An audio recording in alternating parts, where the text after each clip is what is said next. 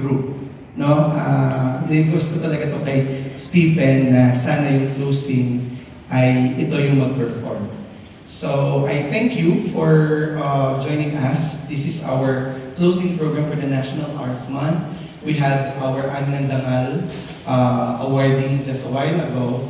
And this is also a tribute to our national artists and a sort of a taste of the ASEAN since the Philippines will be the host for the ASEAN 2026.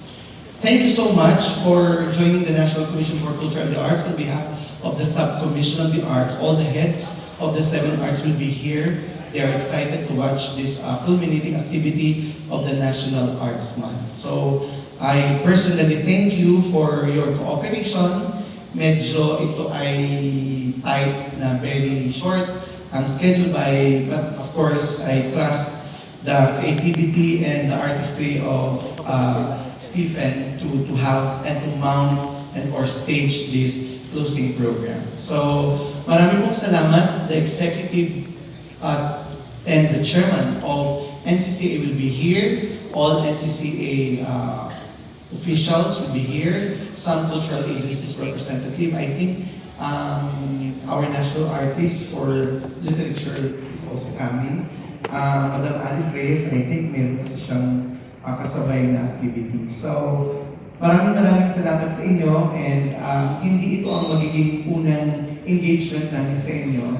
I have 3 years of leadership in the subcommission and I hope that we will be working more towards the attainment of equality and excellent Filipino artists in the country.